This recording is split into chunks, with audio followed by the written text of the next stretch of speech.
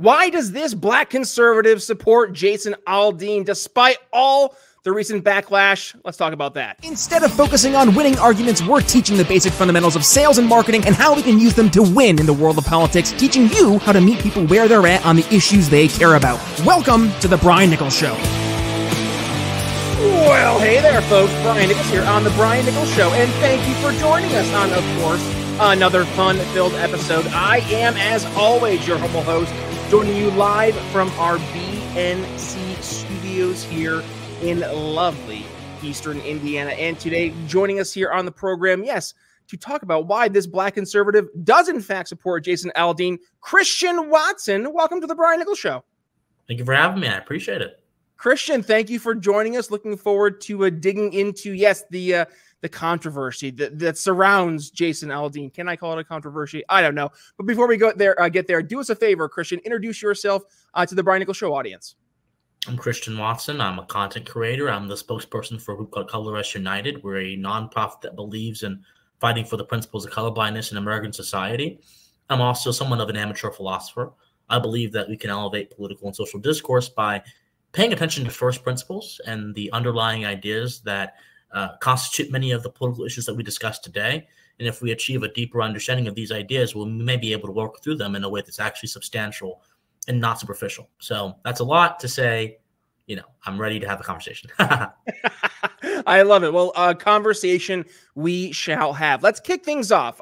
There's controversy surrounding Jason Aldean and his relatively new song. Well, let's preface this. It didn't really become a controversy when the song was first released back in May, not until July when the music video dropped, right? It's like we're going back to the MTV days when dropping music videos actually mattered for a song. But yes, it's his brand new song, Try That in a Small Town.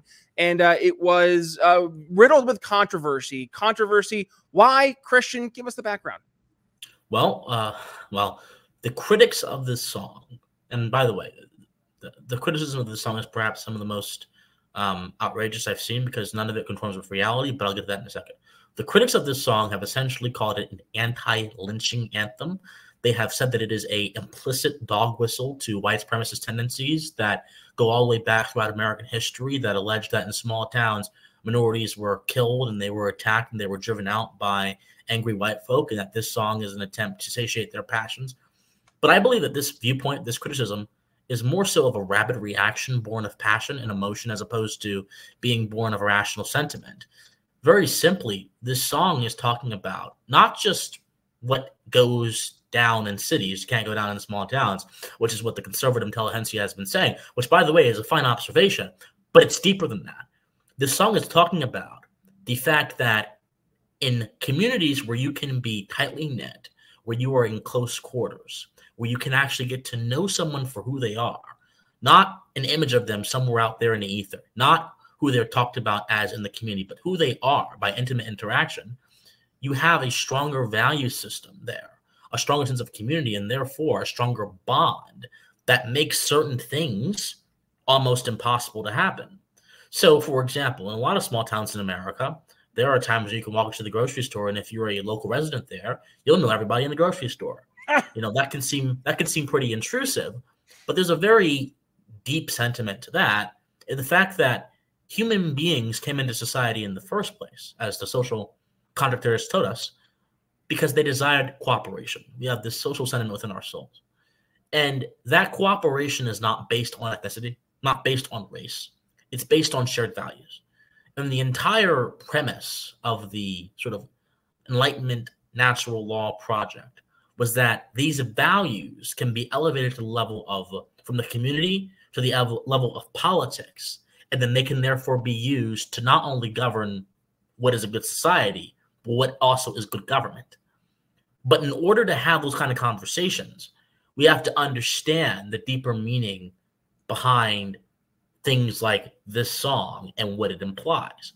But in a world where we reduce everything to a single worldview that refuses to embrace nuance, which tends to be this sort of social justice worldview that does not recognize nuance and instead relies on implication and association to make claims as opposed to explicit statements, then you don't have a way to achieve the essence of a society, which is goodwill, value sharing amongst its members. You don't have a way to then achieve good government. You don't have a way to then achieve every other thing that you need to understand what's going on.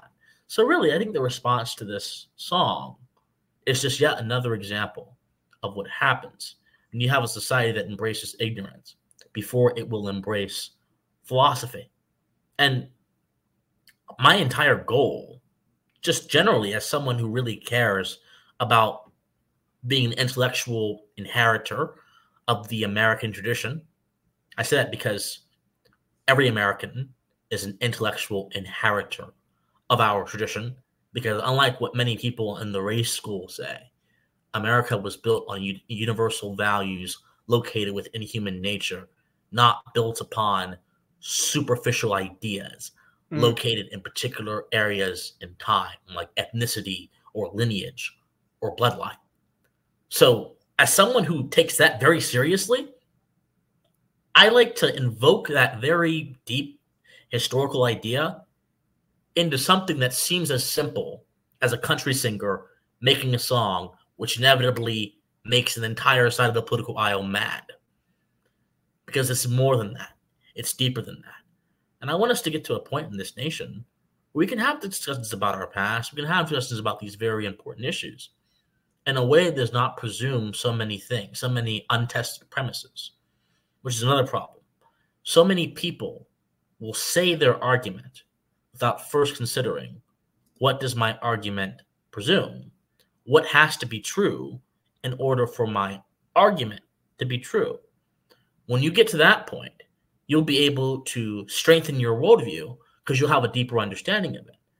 But if you don't understand everything that your argument assumes in order to be true, you don't understand your argument. So I can go deep down the rabbit hole here, but I don't want to go down too far. But that's my overall thinking surrounding this topic. I know it's pretty long-winded, but that's just my thinking.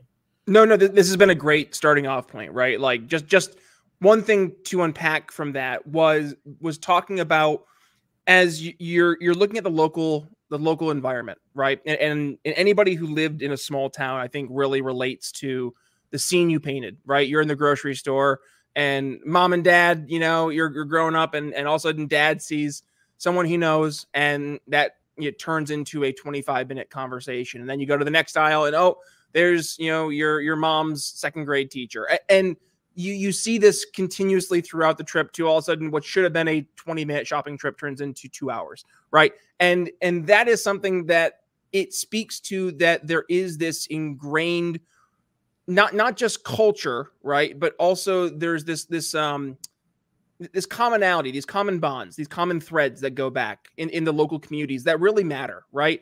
I think back to actually one of my history teachers I had.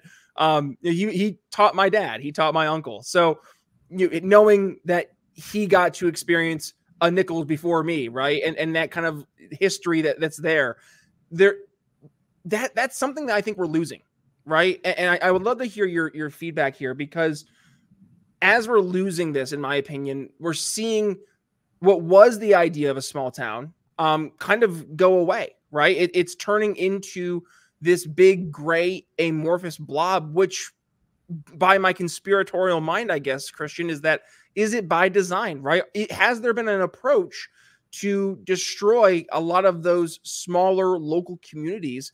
Because at the heart of those local communities, much like a family, are a lot of threads that tie not just, again, that the similarities, but also those shared experiences.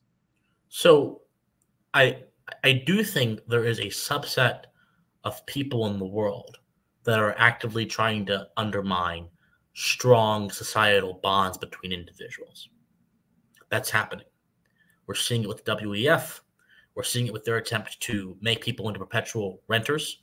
We're seeing it in their attempt to talk more about the human being in terms of being an editable, sort of amendable thing, as opposed to being a fact of nature, which human beings are. And by the way, when human beings become an editable, amendable thing, we're no longer, our system of morals and ethics changes, shifts, because our understanding of the human being also shifts, and any sound moral thinking will have an understanding of the human being before it proceeds on to its claims. So that's definitely happening. That's a deeper conversation we can get into. That's definitely happening. What I think is really happening is a few things. A lot of it's organic, actually, I think. So we're seeing the rise of industrialization in the digital era of industrialization, the rise of new industries, the rise of this powerful, almost alien of a communication behemoth called the internet that has brought so many people closer by destroying physical connections. And then, of course, this is why we're seeing the push for transhumanism, the sort of merger between man and machine, because we've become so surrounded and fixated upon our digital interfaces, whether it be virtual reality, whether it be smartphones, whether it be our smart TVs, our watches, whatever.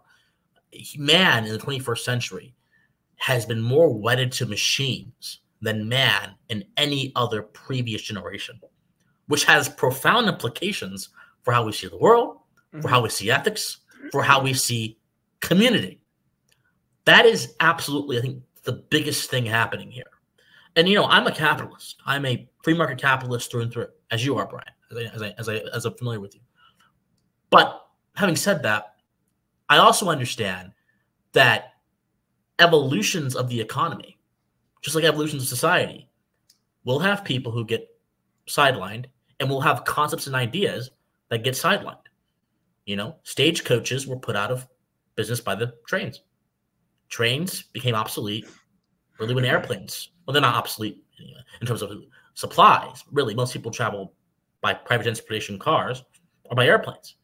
This is the successive growth of every generation that is necessary, by the way, for humans to continue to chase our potential. Because all human potential is mastering the natural world and applying your creative energy to it to produce something greater than yourself, which is why the Wright brothers, in my opinion, all those kind of folks, and Nikola Tesla, talk about virtue, which is not really something to talk much about on the right these days. They embody intellectual virtue because they understood that you master the natural world with creativity. They convert that into sustenance for everyone else. That's really something very valuable.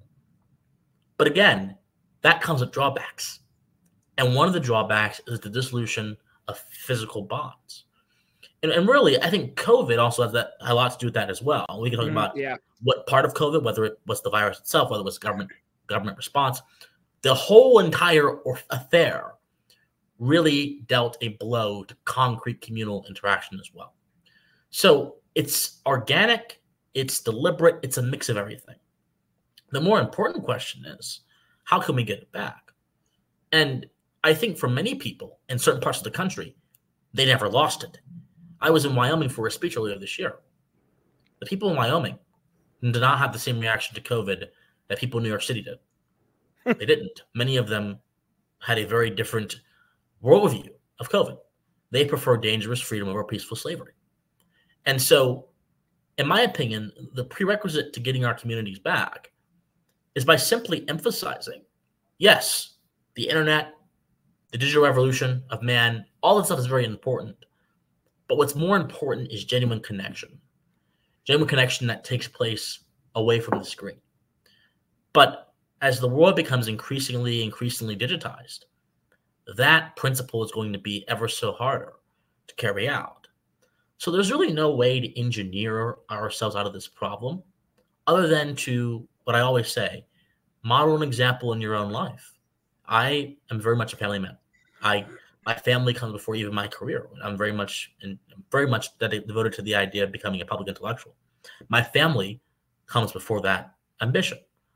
And so I model what I want to see in the world in my own life and hope to be a beacon of light towards those who are lost in the darkness, so to speak, of our new cultural revolution. But that's not going to satisfy people that want a quicker change. But of course, as we understand, decentralized behavior oftentimes trickles up to become the societal sentiment of the era. Look at Bitcoin, for example. That you look at Bitcoin in 2015, who was really talking about it in any serious sense? Now we have an entire nations, South America, embracing the thing. So we have to just let the course of human events play themselves out as they may, while modeling the kind of behavior that we want to see in our own lives to those who are close to us. That's really the only moral solution I can think of. Well, speaking of talking about moral solutions, in this case, it'd be going towards a race-blind America. First, we got to pay the bills, and that is by introducing you guys to our brand new sponsor here on the Brian Nichols Show, and that is Cardio Miracle. I am a big fan of Cardio Miracle. As you know, I had their founder of Cardio Miracle here on the show back a few months ago. And folks, if you're looking for something to help fuel your body with nutrients that it needs for peak performance, allowing you to push your limits to reach new heights, look no further. Whether it's you're crushing at the gym, conquering the trails, or simply chasing your daily goals, Cardio Miracle has your back with supported energy and performance. And with over 53 whole food bioavailable nutrients delivered in one serving, plus you have my own testament. I love Cardio Miracle. I've been using it now for about a month and a half. I wanted to try it before I officially endorsed it. And yes, this is getting the official Brian Nichols endorsement because I'm a big fan of Cardio Miracle. I've noticed at the gym specifically, my pump has been absolutely insane. So if you want to go ahead and take part in the Cardio Miracle experience as well, head to briannicholsshow.com. Go to our sponsors page. Right there at the very top is Cardio Miracle, or go to cardiomiracle.com. Either way, use code TBNS at checkout for 15% off your order. And by the way, Cardio Miracle has a 100% money back guarantee, so you can't go wrong there. One more time, cardiomiracle.com. Use code TBNS at checkout for 15% off your order. All right, Christian, let's go into CUU, which is, and talk to us for the, yes, color us. There we go. Computer. Yeah, Color Us United. There we go. My computer screen decided to restart, of course, after I finished my ad read. But advocating for a race-blind America. This is your organization, and you guys have been doing some great work helping change the conversation when it comes to race relations, specifically in a very racially tense world. I lived in Philadelphia for 7 years, right during the peak of the Black Lives Matter protests and riots. And yeah, I saw it firsthand. Things got weird. So talk to us, Christian. What are some of the things you guys are doing, and where are you having success in changing the conversation when it comes to race relations here in America? Yeah, so Color Us United, we're a 501c3 nonprofit, and our main goal is to educate American society and institutions on the principles of colorblindness. And so essentially, we believe that America is foundationally, as Clarence Thomas pointed out dutifully in his brilliant concurrence to the affirmative action case a few weeks ago, that America is internally a colorblind nation. Our Constitution presupposes colorblindness. Our 14th Amendment explicitly presupposes and states colorblindness. And so we believe that our nation should follow that direction. And so we go into institutions and we contest, with the support of members of those institutions, the sort of policies that are contrary to colorblindness, that try to push a message that is actually divisive and goes against the institution's core values. Went into the Salvation Army, for example, where they were trying to push critical race theory onto their members by claiming that it is a matter of racial reconciliation, trying to cause all of them to be guilty for the past sins of some members of the Salvation Army. And we just said this is not okay. And over 10,000 Salvationists signed our petition on our website. And we basically compelled the commissioner of all of the Salvation Army chapters in the United States of America, Kenneth Hodder, to withdraw that divisive critical race theory curriculum. We've gone to American Express and we've challenged their policies in which they tried to make particularly white male employees feel bad for being white and male, and tried to make them subordinate to other minorities in the business on the basis of those minorities being minorities. I mean, we can keep going on and on. We recently went into University of North Carolina, Chapel Hill, the medical school, and we contested the idea that we're going to politicize and racialize medical education. And of course, the board of the board of trustees of the UNC North Carolina Chapel Hill Medical School, they of course voted to ban DEI in hiring and promotion. So we keep going to institutions and speaking a very simple message with the dutiful support of their members. And in doing so, we are preaching the message that basically gave rise to America as it was known, as it continues to be perfected in our current era. So we're simply trying to do our part in this sort of battle to reclaim victory over the race narrative, which is monopolized almost entirely by left-wing political ideals and interest. And tell me about the MEDS framework. What is the MEDS framework, and how does that look in action? So meds is it is a contrary alternative to DEI, and it basically stands for merit, equality of opportunity, diversity of thought, and straight talk. And so all of these planks are being put against diversity, equity, and inclusion. We believe that merit is a measure of true diversity because everyone has a different level of accomplishment and skill that will be reflected in a merit-based system. We believe that equality of opportunity is the only moral alternative to equity, because equity by its very nature is the discriminatory appropriation of resources from one group to another. So it presumes collectivism, and then it also presumes theft and one single word, and then tries to justify it. And then in benevolence, we say that is fundamentally immoral, that is un-American, that is bad on so many levels, that is illogical, it is incoherent, and therefore we want something different. Whereas the idea of moral equality has been around for hundreds of years, and it's been time-tested by different philosophers and different schools of thought, and it's actually a stable idea that we can observe in nature. Diversity of thought. Different people, by virtue of human beings being dynamic creatures, have different thoughts, and we all benefit with the clash of ideas. This is the basic premise of American society. This is the basic premise of any free society. And straight talk is simply speaking the truth where it may stand, regardless of who gets offended and regardless of what the current politically correct narrative is of the day. Mm-hmm. That's the alternative that we pose to DEI, which, as I mentioned, presumes a bunch of bad concepts and does nothing more than pit people against each other on the basis of an old class warfare Marxian framework. All right, Christian. Well, unfortunately, I just looked at the clock. We're already getting hard pressed for today's episode, which means we have to go towards our final thoughts. And if you're cool with it, I'll kick things off and I'll turn things over to you to wrap things up here. But I guess my final thought for today, Christian, as you know, we're going through the conversation here, particularly about race, but also talking about local communities. It kind of dawned on me that relationships are so much more hyper personal and hyper individualized than we really give credit for. I don't make friends with a group of people. I don't make friends with a race of people or a religion of a certain group of people.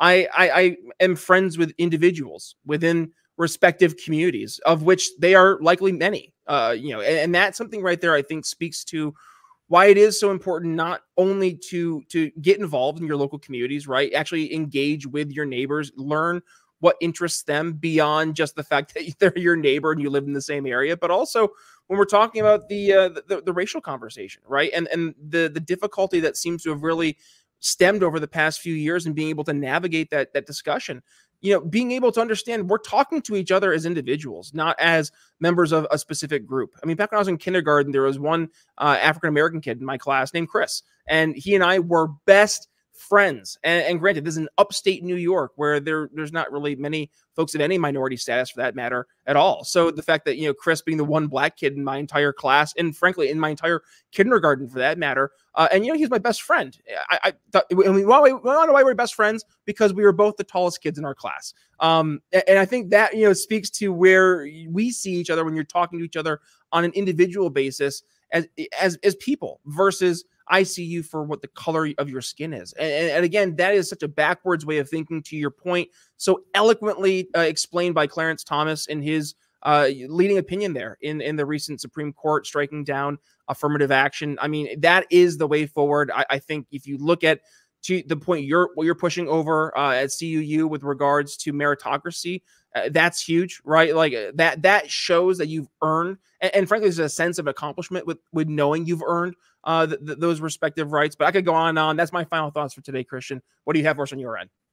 So individualism is really the only sane social philosophy. And I'm talking about ethical individualism. I'll add an addendum. Individualism paired against a foundational moral framework. I'll add another addendum. Individualism paired against natural law. So many of us default to the individual as our base instinct, which is great, fine.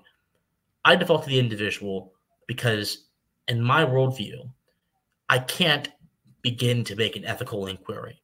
I can't begin to make a social inquiry. I can't begin to make a moral inquiry without first understanding the nature of man. And a very key component of the nature of man is that every person is an individual. But that exists against a very big, broader backdrop, metaphysics, and a big worldview that man's contained in.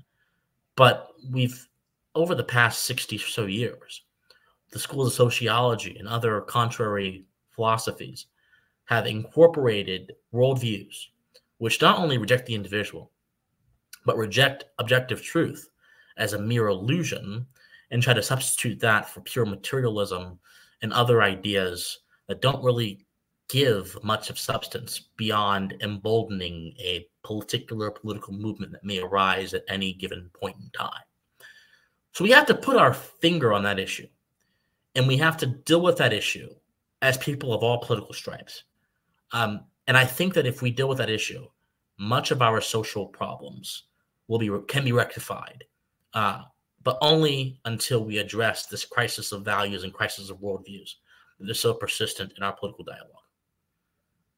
The website is colorusunited.org. Christian Watson, thank you for joining us. If folks want to go ahead and continue the conversation, where can they go ahead and reach out to you on social media?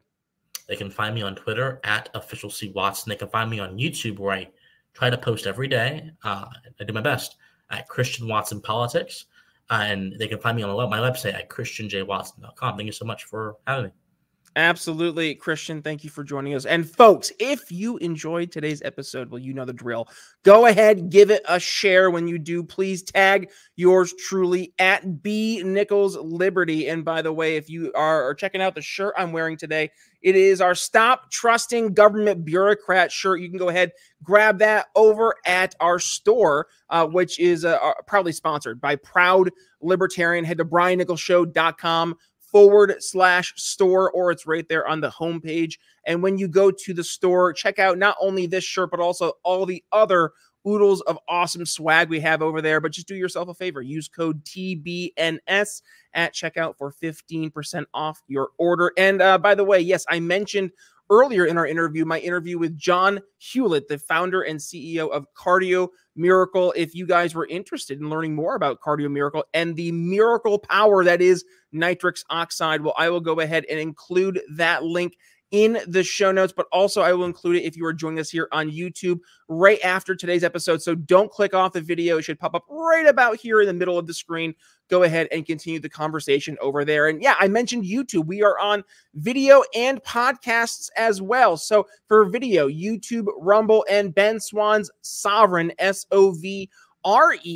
If you're a big fan of supporting independent media, head over there, give us some love. And also, if you are joining us on Sovereign, well, congratulations. You see today's episode before everybody else as a Sovereign exclusive. And if you are joining us on the more traditional video channels like YouTube, for example, well, do me a favor, hit that subscribe button, hit the like button, and the little notification bell so you don't miss a single time we go live. And yes, as I mentioned, we are a podcast as well. So whether you listen to us on Spotify, Apple Podcasts, YouTube Music, wherever it may be, just do me a favor. Not only hit that subscribe button, but do yourself a favor, frankly. Hit download all unplayed episodes. That'll be over 750 episodes of The Brian Nichols Show. Start with episode 1 all the way to episode 750. We've had hundreds of guests who I promise will leave you educated, enlightened, and informed. But other than that, that's all I have for you. Again, follow me on Twitter, Facebook at B Nichols Liberty. With that being said, Brian Nichols signing off here